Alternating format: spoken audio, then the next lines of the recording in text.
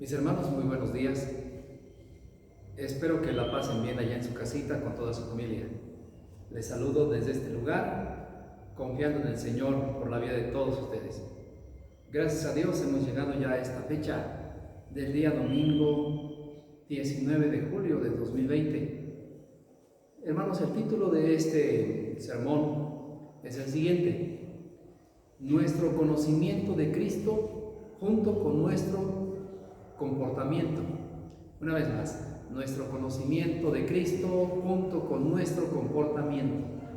Mi texto bíblico está en 2 de Pedro 3, del 14 al 18, donde dice de esta manera: por lo cual, oh amados, estando en espera de estas cosas, procurad con diligencia ser hallados por Él sin mancha e irreprensibles en paz. Tened entendido que la paciencia de nuestro Señor es para salvación, como también nuestro amado hermano Pablo, según la sabiduría que le ha sido dada, os ha escrito, casi en todas las epístolas suyas, hablando en ellas de estas cosas, entre las cuales hay algunas difíciles de entender, los cuales los indoctos e inconstantes tuercen, como también las otras escrituras para su propia perdición. Así que vosotros, oh amados, sabiéndolo de antemano, guardaos, no sea que arrastrados por el error de los inicuos, caigáis de vuestra firmeza. Antes bien, creced en la gracia y el conocimiento de nuestro Señor y Salvador Jesucristo. A Él sea la gloria, ahora y hasta el día de la eternidad. Amén. Oremos a Dios. Dios amado, nuestro Padre Celestial, venimos delante de ti, Señor, para darte alabanza y gloria en este día domingo, Señor. Recibe el culto que hoy te estamos ofreciendo, Padre nuestro, y permite que podamos escudriñar en las Escrituras, Santo Dios, y tu palabra haga eco, haga mella en nuestra vida, Santo Padre. Te lo pedimos y te agradecemos en el nombre de Jesucristo. Amén. Muy bien, hermanos.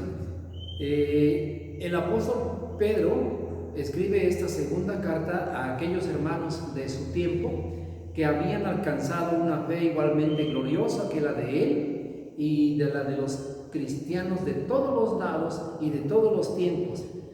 Es al final de esta carta cuando hace su exhortación, a fin de que los creyentes se esfuercen en comportarse a la altura del conocimiento de Dios y de su Hijo que habían adquirido ya en los tiempos difíciles que estaban viviendo. Es así que después de haberles mostrado las cosas que debían de suceder antes de la segunda venida del Señor, pues no retardaría su promesa, dice él, de volver, sino que con paciencia, no queriendo que el pecador perezca, sino que proceda al arrepentimiento. Les dice entonces que procuren ser hallados por el Señor, sin mancha, irreprensibles, en paz con Él. Una ilustración, hermanos. En la clase de escuela dominical, escuela de formación cristiana, la maestra de niños preguntó a sus alumnos: ¿cuál de las virtudes les gustaría tener que están en las bienaventuranzas? Una niña contestó: maestra, a mí me gustaría tener un corazón puro. La maestra preguntó: ¿por qué prefieres esta virtud ante todas las demás, hija? Y la niña respondiendo dijo: porque sé que si tengo un corazón puro, tendré todas las demás, maestra. Mi proposición es esta, hermanos. Mencionaré que cada creyente es responsable de procurar su vida espiritual sin mancha, irreprensibles y en paz con Cristo mientras Él vuelve. En estas tres cosas va a girar el tema de esta hora, hermanos. Primeramente, es responsabilidad de cada creyente procurar ser hallado por Jesucristo sin mancha alguna. Inciso A: cada cristiano ha sido santificado ya en la sangre de Jesucristo y deberá mantenerse así a lo largo de su vida toda hasta la muerte. ¿Por qué dice así el apóstol Pedro? El inciso A. Con Cristo, dice, en el corazón y el perdón de los pecados que le han sido dados a cada creyente suyo, se le ha adjudicado también la salvación de su vida. puesto que la justicia divina ha quedado complacida para siempre con la ofrenda del cuerpo de Jesús en la cruz. Sin embargo, la vida del creyente sigue en medio de luchas, pruebas, tentaciones, que en un momento dado pueden manchar su alma lavada ya y una vez más ser contaminada y sucia al grado de que, sucumbiendo al pecado, esa blancura que el Espíritu de Dios le ha dado, ha hecho en su corazón, vuelva a ensuciarse, vuelva a mancharse, llenándose de tristeza la persona, el creyente, el Hijo de Dios, y de dolor en su vida hasta que se presente ante Dios. Esto terminaría el día en que él venga confesando sinceramente lo que ha sucedido para recibir de Dios su misericordia, su perdón. Es el ejemplo que encontramos en el Salmo 51 del 3 al 5, donde David nos enseña estas cosas. Esto es una verdad muy relevante, hermanos. Dice, por lo cual, oh amados, estando en espera de estas cosas, ahorita voy a decir qué cosas, porque viene hablando de las últimas cosas que han de suceder. Dice, procurad con diligencia ser hallados por Él sin mancha. La primera cosa que estamos viendo. Entonces, es una verdad muy relevante, ya que cuando el creyente ha vuelto a pecar, como dice la Escritura en Proverbios 8:36, el que peca contra mí defrauda su alma, dice el Señor. Y el dolor y la culpa, mis hermanos, llegan a la persona, pues sabe que ha fallado pecando y no puede hallar descanso, no tiene paz ni calma. Llegan a él, su corazón ha sido manchado por la mentira que ha dicho, la lascivia que ha tenido, el orgullo que le ha llenado, el adulterio que ha cometido, el odio y el rencor que tiene contra alguien, está en su corazón, el robo que hizo o la idolatría, poniendo del trono de su corazón algo que no es el Dios vivo y verdadero, pero que sin embargo la Escritura dice que haciendo estas cosas, dice allá, confesaré mis transgresiones a Jehová y tú perdonaste la maldad de mi alma. Esto es cierto, hermanos. Salmos nuevamente 51 del 3 al 5. Y aún más dice la palabra, hijitos míos, os escribo para que no pequéis, y si alguno hubiere cometido pecado, abogado tenemos para con el Padre, a Jesucristo el justo, y Él es la propiciación por nuestros pecados. Primera de Juan 2, del 1 al 12. Al confesarlo de corazón, ese pecado que hemos cometido, que usted ha cometido, queda perdonado, y Dios se lo dice, pero también te lo va a hacer sentir, porque tu corazón tiene que quedar sin mancha, esperando la venida del Señor o el momento en que Él nos llame a su presencia. Entonces, también es responsabilidad de cada creyente procurar ser hallado por Jesucristo irreprensible. En segundo lugar, nos dice acá, procurar con diligencia ser hallados por Él sin mancha e irreprensibles. La reprensión es una acción y un efecto de regañar, de reprender, y en derecho dice que es una pena que se aplica a un acusado. De allí que cuando Pedro dice que seamos hallados sin reprensión, también se está estableciendo que en la iglesia local deberá entrar el consistorio de la iglesia y que tenga que ejecutar esta disciplina que le corresponde administrar al acusado siendo culpable, lo cual es conforme a nuestro libro de disciplina de la iglesia. Esto tiene que suceder. Pero antes que eso, nos dice el apóstol Pedro que los hijos de Dios procuremos ser hallados por el Señor Jesucristo en su segunda venida, sin que tenga que reprendernos por alguna conducta pecaminosa personal.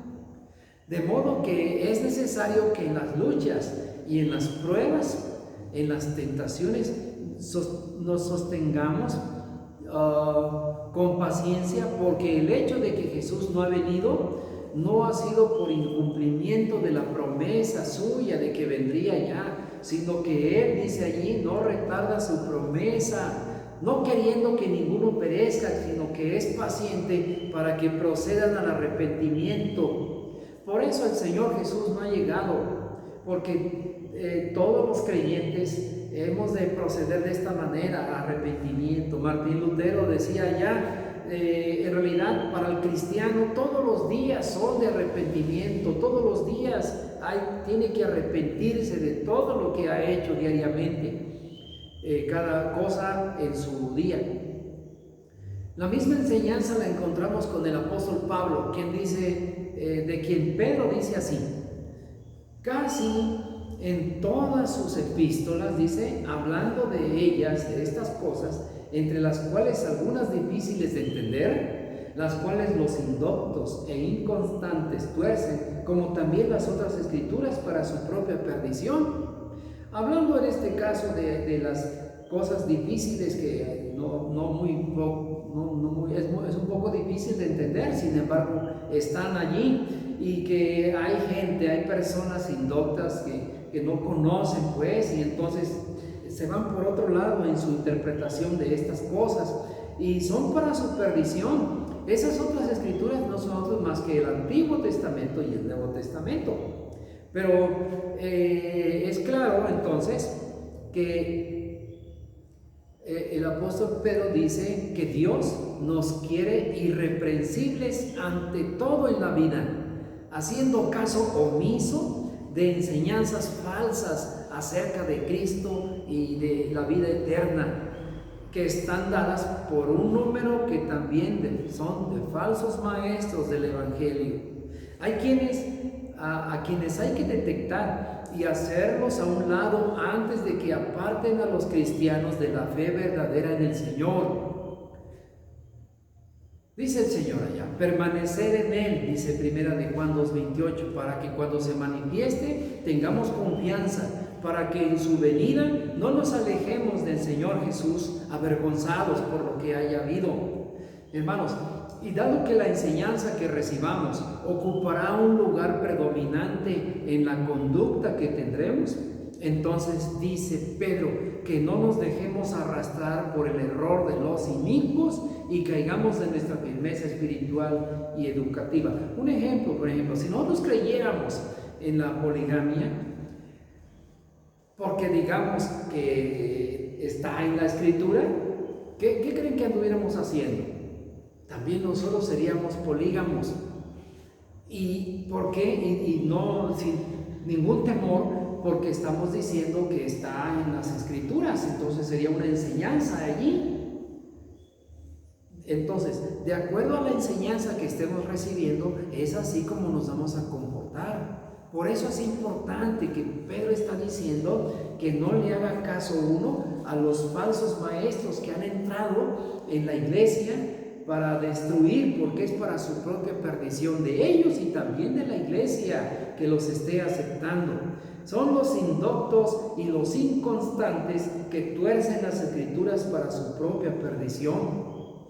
Así que somos responsables de cuidar de que no seamos reprendidos el día del Señor y nos alejemos de Él avergonzados. Es tu responsabilidad y mi responsabilidad con la cual hay que batallar, hay que luchar. Número 3, es responsabilidad de cada creyente procurar ser hallado en paz con Cristo. Debemos de estar en paz con el Señor. ¿Por qué? Dice el pasaje también, puesto que Cristo nos ha traído su paz con Él mismo, una paz, dice Él, que el mundo no conoce, que no la da como el mundo lo hace. Esta es una paz que nos ha puesto en un lugar privilegiado delante de Dios, ya que habiendo sido justificados de nuestros pecados por su sangre, tenemos paz para con Dios. Romanos 5:1. Asimismo, Cristo nos ha puesto en paz con el Dios eterno e infinito. Hemos dejado de ser enemigos y pasado a ser amigos de Dios. Romanos 5:10. Entonces, es necesario que permanezcamos para siempre delante suyo, ya que esta paz nuestra se apaga en nosotros al pecar, dejándonos arrastrar por enseñanzas sociales, enseñanzas filosóficas y religiosas que nada tienen que ver con la verdad de Dios en la Biblia, sino que únicamente contaminan y hacen errar el camino de vida y hacia la vida. Al oírlas y ponerlas en práctica, nos descompone a todos. Esa es la razón que Pedro da para que estemos alertas y no nos dejemos engañar, mayormente en este tiempo que es tan vasto para enseñanzas ridículas y fantasiosas, como por ejemplo, creer que Jesucristo ya vino. Hay gente que dice que Jesucristo ya vino y lo cual es un error bíblico, es un error tremendo, porque la Biblia, lo bíblico es que el Señor Jesús, aún en su segunda venida, todo ojo lo verá. Y dice la Escritura también que vendrá con poder y gran gloria, y los muertos resucitarán, y Él dará a cada uno el pago. Esto no ha sucedido, señores, esto no ha sucedido, hermanos.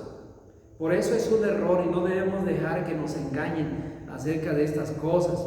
Entonces, creer que Jesucristo ya vino y alguna otra enseñanza, como por ejemplo que tenemos que seguir guardando el día sábado como lo hicieran los israelitas, y dejar a un lado que Cristo resucitó el domingo y que Él nos redimió de la ley hecho por nosotros maldición, donde dice que hay que reunirse el sábado. Pero el domingo es el día del Señor que Él mismo nos fue indicando, porque Él dio cumplimiento pleno a la ley. Y así también el apóstol Pablo predicaba el día domingo a los primeros cristianos. Alguien dice por allí, pero es que la Biblia dice que lo hacían por miedo de los judíos. Pero hermanos, un creyente, un hombre regenerado, ¿va a seguir teniendo el miedo por siempre? El miedo a lo que le puedan hacer los demás. Si los cristianos del tiempo pasado se dejaban matar, comido por los leones, y nunca decían ellos que dejaban de creer en Jesucristo.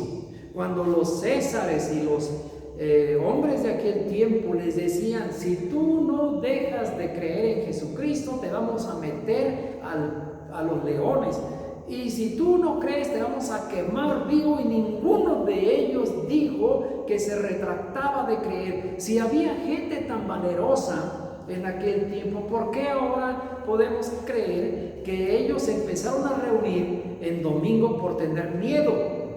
Eran gente de valor, eran gente con un vivo amor por su Salvador, y entregaban su vida por su Señor. No tenían miedo, y si les asaltaba el miedo podían vencerlo solamente de pensar que daban su vida por su Señor. Es un error y es una gran mentira garrafal el que aún tengamos que estarnos reuniendo los sábados, cuando el Señor Jesús resucitó en sábado. Pablo pasaba por las cooperaciones y las ayudas hacia los pobres en Jerusalén el día domingo. El día domingo Jesús resucitó. El día domingo se reunían para predicar. El día domingo el apóstol Juan tuvo la revelación del Apocalipsis. El día domingo sucedieron varias cosas, y entonces, ¿cómo podemos pensar que que estamos mal? No, tenemos que mirarlo muy bien. Así es de importante, debido a que nuestra paz con Cristo es directamente proporcional a las enseñanzas que de Él aprendemos. De modo que si la gracia de Jesucristo no es en lo que estamos creciendo, madurando, encontrando firmeza espiritual, moral y emocional, entonces el crecimiento de la gente impía o la gente incrédula, el crecimiento que logren es en el mérito propio, porque como el apóstol Pablo enseña: pero al que obra no se le cuenta el salario como gracia, sino como deuda. Mas al que no obra, sino cree en aquel que justifica al impío, su fe le es contada por justicia, dice Romanos 4:4. Y al hablar acerca del remanente escogido de Dios, dice, un remanente escogido por gracia, y si por gracia ya no es por obras, de otra manera la gracia ya no es gracia, y si por obras ya no es gracia, de otra manera la obra ya no es obra, dice Romanos 11:5-6. Entonces, la gracia será acompañada del conocimiento de nuestro Señor y Salvador Jesucristo, a quien sea dada la gloria y la honra por los siglos de los siglos. Esta es la mancuerna que Pedro muestra que deberá ir siempre en nuestro caudal. La gracia y el conocimiento de Jesucristo deben ser lo que en toda la vida debemos crecer como cristianos e hijos de Dios en el mundo, y que no debemos separar el uno del otro, pues si lo hiciéramos, entonces caeremos en lo que millones de personas han caído, y muchos han fundado sus movimientos religiosos antiguos y modernos en falsedades que han llevado a muchos al castigo eterno. Y como decía el apóstol Pablo, lo cual nosotros les quisiéramos evitar. Entonces, como conclusión y aplicación, mis hermanos, hoy en día hay mucha gente que se afana en saber de lo que pueden aguantar, en saber más de lo que pueden aguantar. Como por ejemplo, lo que Pedro venía diciendo antes de nuestra cita de 2 de Pedro 3:14-18, Pedro venía hablando acerca de los cielos nuevos y la nueva tierra donde mora la justicia, y que los elementos ardiendo serán deshechos, y la tierra y las obras que en ella hay serán quemadas. Ya lo había dicho el Señor Jesús a sus discípulos: aún tengo muchas cosas que deciros, pero ahora no las podéis sobrellevar. Juan 16:12 dice eso.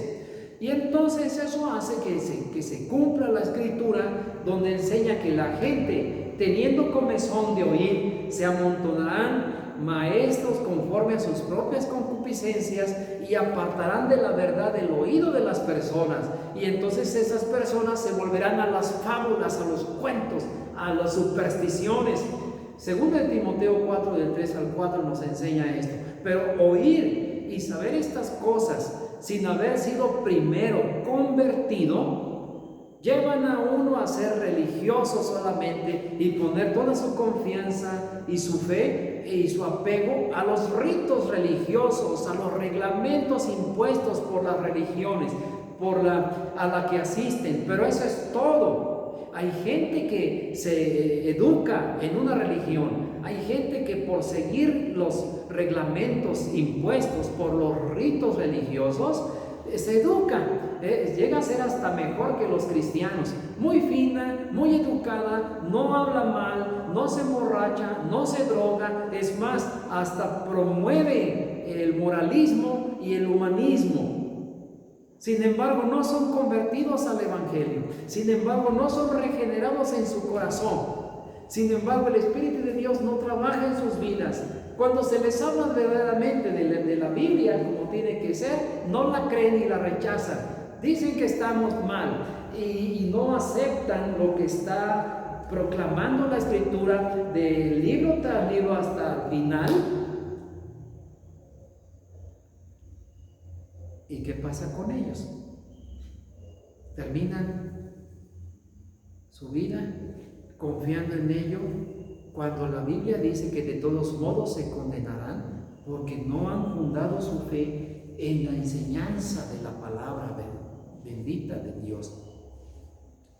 Entonces, pero cuando un pecador oye la palabra y el Espíritu de Dios obra en su corazón, el hombre cambia de ser un pecador condenado al infierno y pasa a ser un hijo de Dios perdonado y lavado de por vida, en su alma lavado, el cual estará completamente dispuesto a escuchar y a asimilar la palabra, produciéndose un cambio de mentalidad.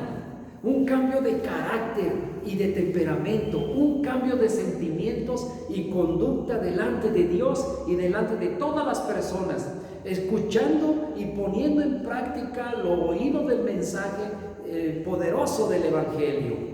Esto es lo que tenemos, que el apóstol Pedro está mencionando a la iglesia en aquel tiempo en que vivían de una manera tan difícil, pero ellos con firmeza escucharon estas palabras, mis hermanos. Que el Señor los bendiga.